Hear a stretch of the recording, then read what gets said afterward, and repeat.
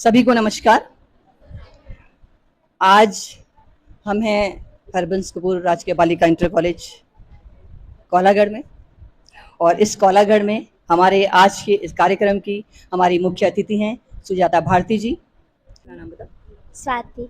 हाँ, किसी को आवाज लगाना। आवाज लगाना, वेरी गुड वेरी गुड। तो हमने बताया था एक धय शब्द होता है, अगर हम पर्टिकुलर किसी एक इंसान को बुलाते हैं तो धय लगाते हैं। धय मतलब बुलाना, आवाज देना, और हम पूरे समाज का आह्वान कर रहे हैं, इसलिए हमने उसको धाद बना दिया है। तो आज आपके विद्यालय में भी हम धाद लगाने आए हैं, और किसकी धाद? हरेला की धाद लगाने आए हैं। थोड़ा सा मैं संक्षेप में ये बता दूंगी क्योंकि कुछ लोग और नए जरूर होंगे कि धात क्या क्या काम करती है। धात का एक जो मुख्य कार्य है वो तो है एक कोना कक्षा का, जो कि इस विद्यालय में भी संचालित हो रहा है। आपको चंपक और जीके की पत्रिका मिलती है पढ़ने के लिए। सामान्य ज्ञान दर्पण एक पत्रिका आती है, आपके विद्यालय में आती है, और आपके विद्यालय में भी हमने 2 कोने इसके स्थापित किए हैं। और कुछ पुस्तकें भी आती हैं सामान्य ज्ञान से संबंधित, और कहानियों की इस तरह की कुछ किताबें भी आती हैं।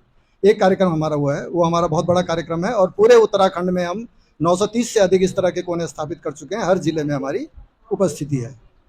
दूसरा हमारा जो मुख्य कार्यक्रम है वो है पुनरुत्थान।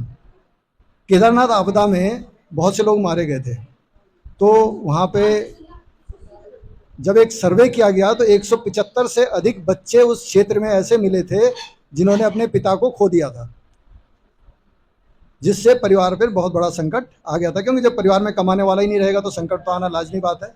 हमने उस समय पूरा सर्वे करके सब बच्चों को ढूंढा, और हमने उन बच्चों को समाज के सहयोग से और कुछ संस्थाओं के सहयोग से एक छात्रवृत्ति स्वीकृत की 800 रुपये महीने की, जो हम निरंतर देते आ रहे हैं। अभी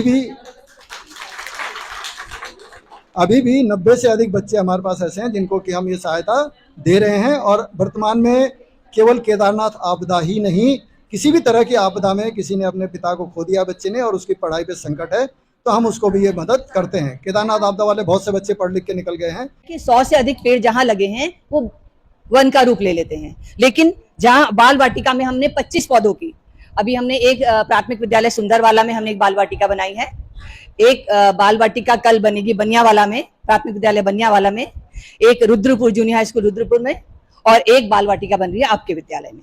तो इसमें आज 25 पेड़ लगाए जा रहे हैं। और गुप्ता 2 पेड़, विवेक मेहरा जी 2 पेड़, सुरेंद्र अमोली जी आप यहाँ बैठे हुए हैं 2 पेड़, सुनील भट्ट जी 2 पेड़, वीरेंद्र खंडूरी जी 5 पेड़, राकेश बहुगुणा जी 1 पेड़, हिमांशु डोभाल 1 पेड़, संजय उनियाल 1 पेड़, डॉक्टर सरस्वती सिंह 2 पेड़, रीना सोबती 1 पेड़, दिनेश बौड़ाई 1 पेड़, गणेश चंद उनियाल जी 1 पेड़, संध्या जोशी जी 1 पेड़, दिलबर कठैत 1 पेड़, और पूर्णिमा ग्यारोला जी 1 पेड़। तो इस तरह से ये 25 पेड़ जो आपके स्कूल में लगे हैं, ये किसी न किसी के योगदान से लगे हैं। नो आई हाउ द जोश, हाउ द जोश, वेरी गुड। भारत माता की, भारत माता की। मिट्टी पानी और बयार, मिट्टी पानी और बयार, ये है जंगल के उपकार, ये है जंगल के उपकार। Very good. नहीं आ रही है? चलिए, वेरी गुड। चलिए अब बताइए, एक कहानी की बात करते हैं। आप लोग हमने कहानी सुनी है बचपन में, खरगोश और कछुए की? सुनिए, क्या है कहानी? कौन बताएगा मुझे? छोटी सी बता दो, क्या होता है लास्ट में, क्या होता है, एंड में क्या होता है? कछुआ जीत जाता है और खरगोश क्यों हार जाता है? क्योंकि वो सो जाता है। चलिए, वेरी गुड। उसके आगे क्या होता है पता है किसी को?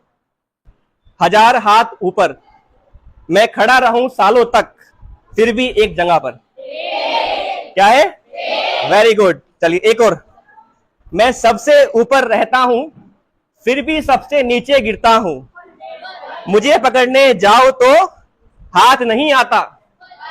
ध्यान से सुनो, मुझे छोड़ दो तो सबको भिगा देता हूं। कौन? बादल। वेरी गुड, ठीक है। चलिए अच्छा, धाद का एक वचन क्या है? धाद तो बहुवचन हो गया। सर ने बताया कि जब हम ग्रुप में आवाज लगाते हैं तो धाद हो गया। उसका एक वचन क्या है? जब हमें एक आदमी को बुलाना हो तो उसके लिए हम क्या बोलेंगे? खड़े होके बोलो। धै। Very good, clap for her.